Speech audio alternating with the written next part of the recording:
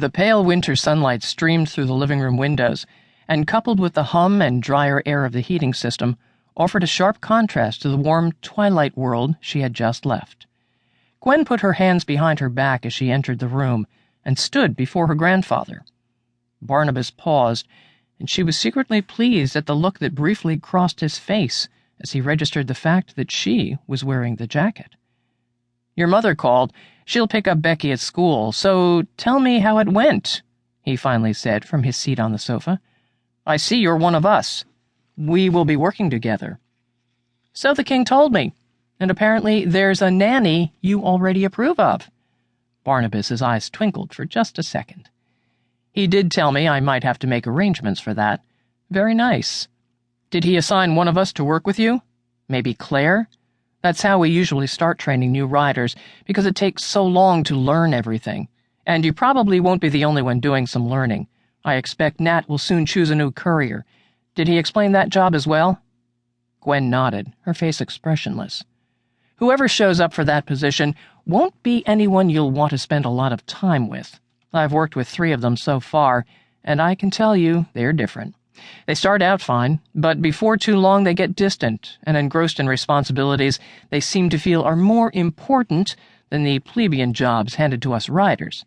Sometimes we just have to tolerate them. Where's your office?" "I'm next to you and Claire." "Really?"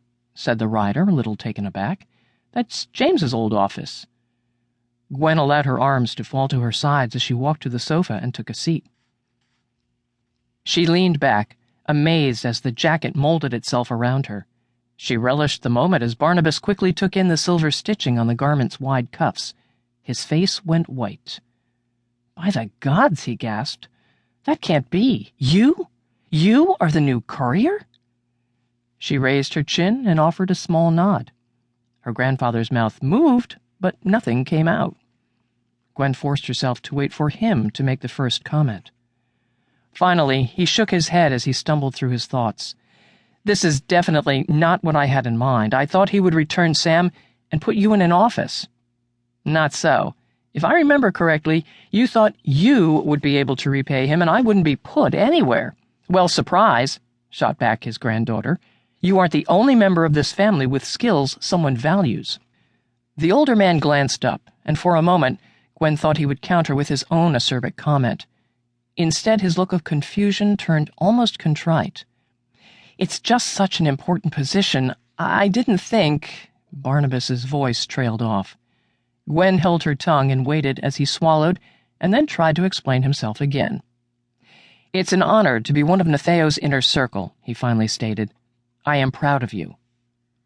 "You never used that word with me before," said Gwen, her voice dripping with skepticism. Barnabas paused again, obviously struggling with his next words. "There are many things I wish I could change about the past, but this is not the time or the place.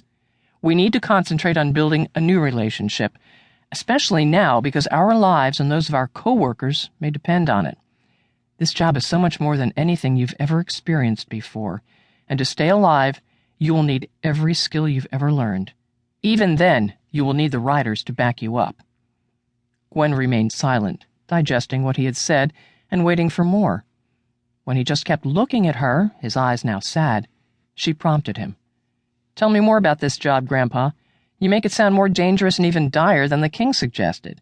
What else is this job?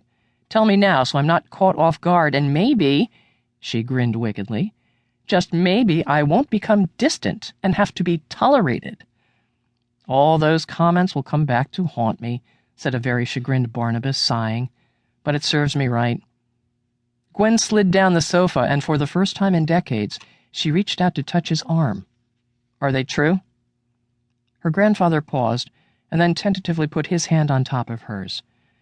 "Everyone tackles it a little differently, but the courier does things we riders can't. Perhaps James and the others before him grew distant because people became afraid of them and their close ties to the king." "You won't ever have to be afraid of me," said Gwen, surprised at her sudden feeling of concern for this old man whose cold demeanor she had